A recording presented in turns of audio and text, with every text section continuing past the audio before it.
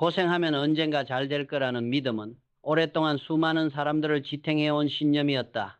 아침부터 밤까지 땀에 젖으며 일하고 휴일도 반납하며 버티는 이들은 마음속으로 중얼거린다.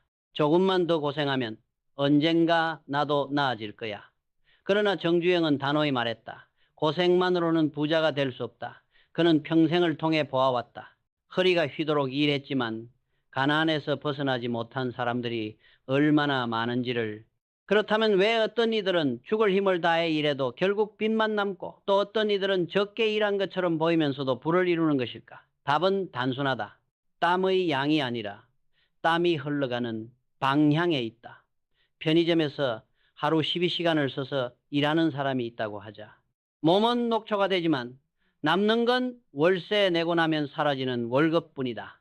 반면 옆에서 똑같이 일하던 또 다른 사람은 매일 물류 흐름을 기록하고 어떤 제품이 잘 팔리고 남는지 분석한다.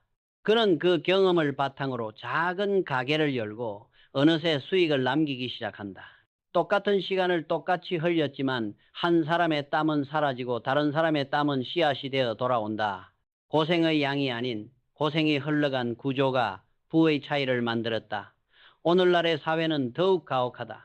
과거 산업시대엔 시간 돈이라는 등식이 어느 정도 통했지만 지금은 자동화와 인공지능이 그 등식을 무너뜨리고 있다. OECD 자료에 따르면 선진국 노동자의 근로시간은 지속적으로 줄고 있지만 평균 소득은 오히려 늘고 있다.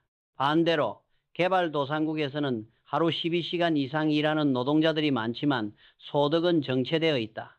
다시 말해 많이 일하는 것과 부유해지는 것은 더 이상 연결되지 않는다. 노동만으로는 자산을 만들 수 없는 시대인 것이다. 이것은 단순한 경제 논리가 아니라 생존의 문제다. 땀을 쏟는다는 이유만으로 미래를 보장받을 수 없다는 사실을 깨닫지 못하면 평생 남이 짜놓은 틀 안에서 소모되다 끝난다. 사장이 한 번의 결정을 내릴 때 수십억의 가치를 만들지만 그 밑에서 하루 12시간 기계를 돌리는 노동자는 땀으로도 그 결정의 이익을 나누지 못한다. 정주영이 말한 불을 부르는 건 따로 있다는 말은 바로 이것이다. 고생이 출발선일 뿐 부는 방향과 구조에서 나온다는 것. 그러니 자신에게 물어야 한다. 나는 지금 내 삶을 바꾸기 위한 고생을 하고 있는가? 아니면 그저 버티기 위한 소모를 하고 있는가?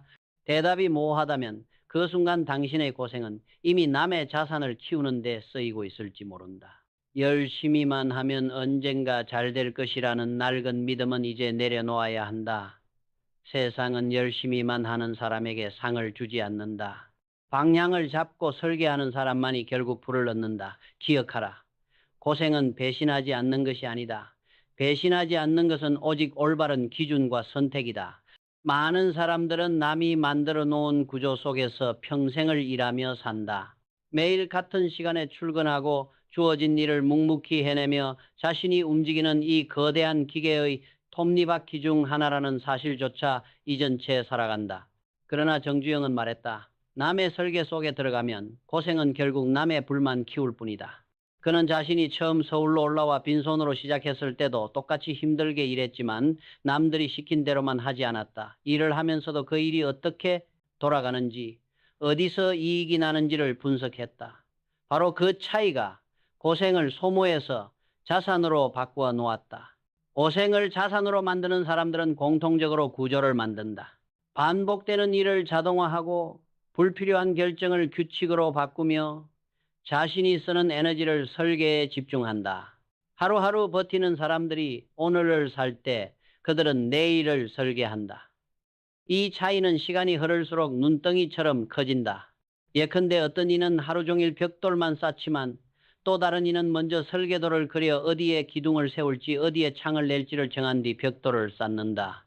벽돌 수는 같아도 설계도가 있는 쪽이 훨씬 빠르고 튼튼한 집을 완성한다. 이런 구조적 사고는 현대 경영에서도 일관되게 나타난다. 일론 머스크는 자신의 회사를 운영하면서 하루에 100시간씩 일하겠다가 아니라 어떻게 하면 1시간의 노동으로 100배의 결과를 낼 수 있을까를 고민했다. 워런 버핏 역시 하루 대부분을 일이 아니라 판을 읽는 일에 썼다. 두 사람 모두 물리적인 노동 시간은 일반인보다 적을지 몰라도 자신만의 구조를 만들어 그 안에 고생을 쌓았기에 결과는 압도적으로 달랐다. 이 차이는 당신의 삶에서도 적용된다. 많은 이들이 하루 종일 바쁘지만 정작 돌아보면 쌓인 것은 없다. 그 이유는 단순하다. 구조 없이 흘린 땀은 바닥으로 스며들 뿐이기 때문이다. 반대로 구조를 만들면 적은 노력도 배가 된다. 당신의 하루를 되짚어보라. 반복되는 일을 매일 수작업으로 처리하고 있다면 그것은 당신의 땀이 아니라 남의 구조를 떠받치는 고생이다. 반대로 그 일을 자동화하고 기준을 세워 체계를 만든다면 같은 땀이라도 당신의 구조를 키우는 자산이 된다. 이제는 반드시 물어야 한다. 나는 지금 남의 설계를 떠받치고 있는가? 아니면 내 설계를 쌓아 올리고 있는가? 앞에 길이 없다면 멈추어야 하고 길을 낼 수 있다면 돌이라도 옮겨야 한다. 그 결심 하나가 평생 고생만 하며 사는 사람과 고생을 디딤돌 삼아 부를 이루는 사람을 갈라놓는다. 고생의 양이 아니라 구조의 정확도가 결과를 바꾼다. 구조 없이 쌓는 고생은 그냥 통증이지만 구조 위에 쌓는 고생은 자산이 된다. 그 차이가 바로 부를 만드는 갈림길이다. 고생을 자산으로 바꾸기 위해서는 또 하나 반드시 필요한 것이 있다. 바로 사람을 보는 눈이다. 정주영은 부는 결국 사람을 통해 흘러온다고 말했다. 그는 평생 수많은 사람들을 만났고 그중 어떤 이는 일은 뛰어났지만 사람을 잘못 골라 평생 고생했고 반대로 시작은 미약했지만 곁에 선 한 사람 덕분에 크게 일어선 이들도 봤다. 사람은 배와 같다. 같은 바람을 타도 어떤 배에 오르느냐에 따라 도착지가 달라진다. 실제로 한 사업가가 있었다. 그는 눈앞의 이익만 추구하는 사람과 동업했다. 처음엔 모든 게 순조로웠다. 그러나 작은 위기가 오자 동업자는 책임을 회피하며 도망쳤다. 사업은 순식간에 무너졌고 남은 건 빚과 원망뿐이었다. 반대로 또 다른 이는 묵묵히 책임을 지는 사람과 손을 잡았다. 처음엔 더디고 힘들었지만 위기가 오자 서로 등을 지켜주며 버텼고 그들은 끝내 성공을 거뒀다. 같은 바람이 불어도 배의 돛이 다르면 끝은 이렇게 달라진다. 많은 사람들은 능력만 보고 사람을 선택하려 한다. 그러나 정주영은 이렇게 조언했다. 사람을 볼 때는 그가 화려할 때가 아니라 틀렸을 때를 보아라. 잘 나갈 때는 누구나 웃는다. 그러나 실패 앞에서 어떤 얼굴을 보이는지가 진짜 모습이다. 책임을 지는 사람인가, 핑계를 대는 사람인가, 그 차이가 평생의 불을 가른다. 그리고 그 본질은 말이 아니라 작은 행동에서 드러난다. 심리학 연구에 따르면 신뢰는 말보다 작은 약속의 이행에서 가장 명확히 드러난다. 작은 약속을 지키는가, 남의 노고를 존중하는가, 어려운 상황에서 더 챙기려 드는가, 이 세 가지를 보면은 그 사람의 그릇이 보인다. 돈은 순간의 수단일 뿐이다. 그러나 사람은 길을 만든다. 돈이 나를 키워주진 않는다. 사람이 나를 키우고 사람의 신뢰가 나를 지켜준다. 이제는 반드시 기억해야 한다. 돈보다 먼저 사람을 봐야 한다. 사람을 잘못 붙잡으면 고생은 늘고 부는 멀어진다. 사람을 잘 붙잡으면 고생조차 자산이 된다. 고생은 피할 수 없다. 그러나 누구와 함께 하느냐에 따라 그 고생이 짐이 될 수도 있고 다리가 될 수도 있다. 부의 길에서 가장 큰 기준은 바로 사람이다. 사람을 보면 길이 보인다. 그 길을 잘 골라야 부도 따라온다. 돈만 쌓으면 언젠가 부자가 될 것이라고 믿는 사람들이 많다. 하지만 정주영은 말했다. 책임 없는 부는 모래성과 같다. 그는 돈보다 먼저 책임을 이야기했다. 돈은 숫자에 불과하지만 책임은 사람들의 삶을 지탱하는 힘이라는 것이다. 생각해보라. 마을 한가운데 우물이 있다고 하자. 그 우물은 물을 길어 올린 사람만을 위한 것이 아니다. 목마른 이웃이 있고 지나가는 나그네가 있다. 우물을 지키는 책임이 있을 때 그 우물은 마을 전체의 생명을 살린다. 돈도 이와 같다. 책임 없이 쌓아두면 썩지만 책임과 나눔으로 흘려보낼 때 살아있는 자원이 된다.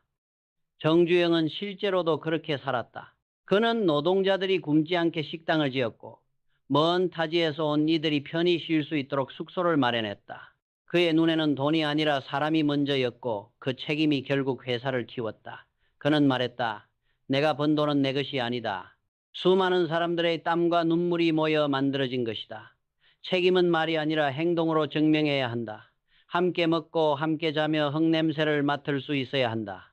그런 행동이 쌓여 신뢰가 되고 그 신뢰가 부의 토대가 된다. 오늘날 많은 기업들을 봐도 그렇다. 사회적 책임을 다하는 기업들은 장기적으로 더 존경받고 오래 살아남는다. 반대로 돈만 추구하는 기업들은 언젠가 고립되고 무너진다. 하버드 비즈니스 리뷰 조사에 따르면 직원 복지와 사회적 책임에 투자하는 기업들은 10년 후 주가 상승률이 평균보다 3배 높았다. 책임을 회피하면 그 무게에 짓눌리지만 책임을 끌어안으면 그 무게가 오히려 회사를 세운다. 책임은 짐이 아니라 힘이다. 한 사장은 직원의 밥 한 끼를 책임지고 한 아버지는 자식의 미래를 책임진다. 한 사람의 선택이 수십 수백 사람의 삶을 좌우할 때 그 책임은 더 이상 개인의 것이 아니라 공동체의 것이다. 그런 책임을 지는 사람이 결국 신뢰를 얻고 그 신뢰가 불을 불러온다. 책임이 무겁다고 피하면 그 무게에 깔려버리지만 책임을 붙잡으면 그 무게가 나를 세운다. 그러니 반드시 자신에게 물어야 한다. 나는 지금 돈을 모으는가 아니면 책임을 쌓는가? 돈은 언젠가 사라지지만 책임은 기억된다. 그 기억이 사람을 살리고 또 다른 기회를 만든다. 그 기억이 바로 진짜 부다. 결국 우리는 한 가지 사실에 도달한다. 고생은 자격증이 아니다. 땀을 얼마나 흘렸는가는 중요하지 않다. 중요한 것은 그 땀이 어디에 흘러들고 있는가다. 정주영은 평생을 통해 이 진리를 증명했다. 수많은 사람들이 죽을 힘을 다해 일하고도 빈손으로 남았고 또 어떤 이들은 남들보다 적게 일하는 것처럼 보였지만 자신만의 구조를 만들고 올바른 사람을 붙잡으며 기꺼이 책임을 짊어짐으로써 부를 이뤘다. 부의 본질은 돈이 아니라 설계 사람 책임이라는 세 축에 있다. 많은 이들이 열심히만 하면 언젠가 된다는 낡은 믿음에 갇혀 있다. 하지만 그 믿음은 당신을 남이 짜놓은 틀에 묶어두고 결국 남의 불만 키우게 만든다. 고생은 누구나 한다. 그러나 구조 없이 사람 없이 책임 없이 하는 고생은 결국 통증일 뿐이다. 반대로 구조 위에서 믿을 사람과 함께 책임을 품고 쌓는 고생은 자산이 된다. 그 순간 고생은 낭비가 아니라 설계가 된다. 이제는 자신에게 냉정히 물어야 한다. 나는 지금 소모 중인가, 설계 중인가? 나는 돈을 쌓는가, 책임을 쌓는가? 나는 혼자 버티는가, 함께 걸을 사람을 붙잡았는가? 이 질문에 진심으로 답할 수 있다면 이미 당신은 절반쯤은 길 위에 올라선 것이다. 나머지는 그 길을 끝까지 걷겠다는 결심뿐이다. 기억하라. 돈은 잠시 머무는 숫자에 불과하지만 책임은 세상을 바꾸는 힘이다. 자랑은 순간의 기쁨이지만 절제는 평생의 복이다. 오늘 그 절제를 지킨다면 내일 당신의 삶은 분명 달라질 것이다. 혹시 이 영상에서 작은 깨달음을 얻으셨다면 좋아요와 구독을 눌러주세요. 앞으로도 정주영의 철학과 지혜 그리고 불을 부르는 법에 대한 깊은 이야기를 꾸준히 전해드리겠습니다. 오늘 끝까지 시청해 주셔서 진심으로 감사합니다.